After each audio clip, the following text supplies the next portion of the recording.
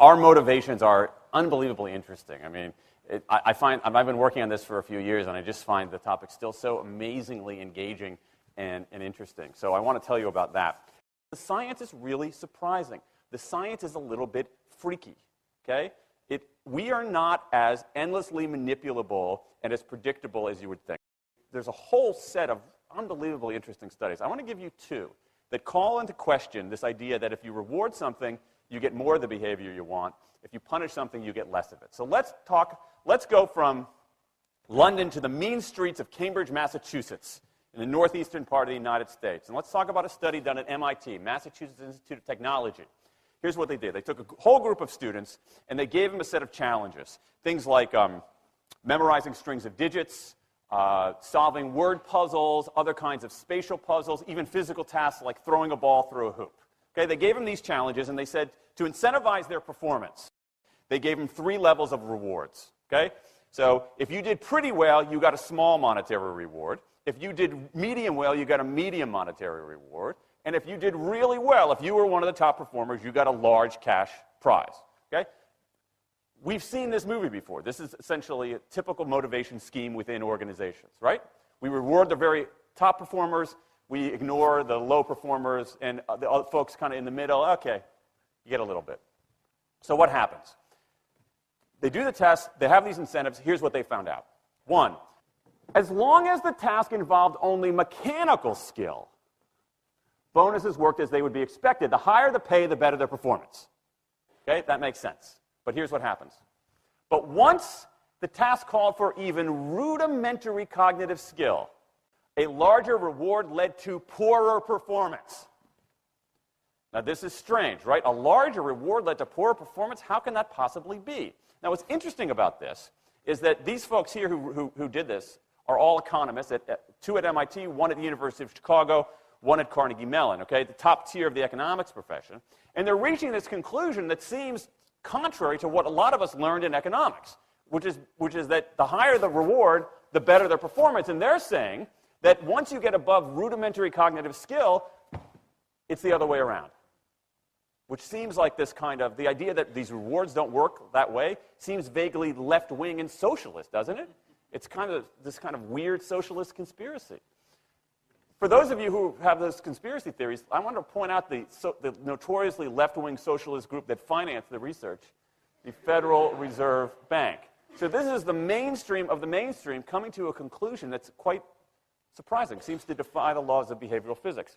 So this is strange. A strange finding. So what do? They say, this is freaky. Let's go test it somewhere else. Maybe that $50 or $60 prize isn't sufficiently motivating for an MIT student, right? So let's go to a place where $50 is actually more significant relatively. Right? So let's take the experiment. We're going to go to Madurai, India, rural India, where $50, $60, whatever the number was, is actually a significant sum of money. So they replicated the experiment in India roughly as follows. Small rewards, the equivalent of 2 weeks' salary. Small performance, low performance, 2 weeks' salary. Medium performance, about a month's salary. High performance, about 2 months' salary. Okay, so those are real good incentives. Okay, so you're going to get a different result here. Well, what happened, though, was that the people offered the medium reward did no better than the people offered the small reward. But this time around, the people offered the top reward. They did worst of all. Higher incentives led to worse performance.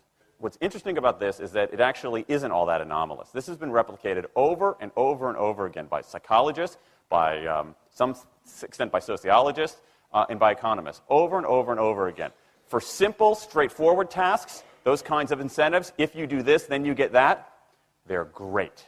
For tasks that are algorithmic, set of rules where you have to just follow along and get a right answer, if-then rewards, carrots and sticks, outstanding.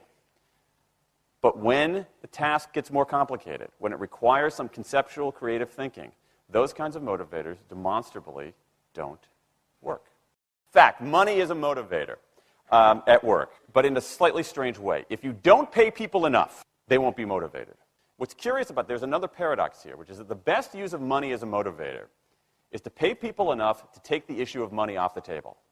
Pay people enough so that they're not thinking about money and they're thinking about the work.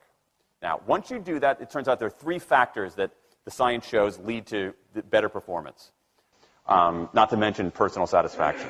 Autonomy, mastery, and purpose. Autonomy is our desire to be self-directed, to direct our own lives. Now, in many ways, traditional notions of management run afoul of that. Management is great if you want compliance, but if you want engagement, which is what we want in the workforce today as people are doing more complicated, sophisticated things, self-direction is better.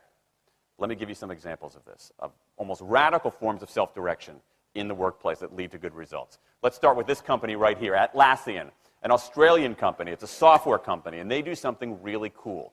Once a quarter on a Thursday afternoon, they say to their developers, for the next 24 hours, you can work on anything you want.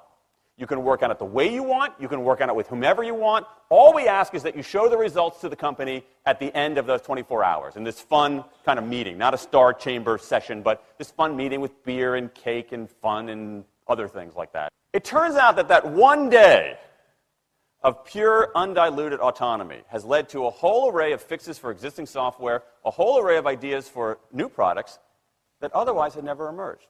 One day. Now, this is not an if-then incentive. This is not the sort of thing that I would have done 3 years ago before I knew this research. I would have said, you want people to be creative and innovative? Give them a freaking innovation bonus. If you can do something cool, I'll give you $2,500. They're not doing this at all. They're essentially saying, you probably want to do something interesting. Let me just get out of your way. One day of autonomy produces things that had never emerged. All right, let's talk about mastery. Mastery is our urge to get better at stuff. We like to get better at stuff. This is why people play musical instruments on the weekend. You got all these people who are acting in ways that seem irrational economically. They play musical instruments on weekends. Why? It's not going to get them a mate. It's not going to make them any money. Why are they doing it? Because it's fun, because you get better at it, and that's satisfying.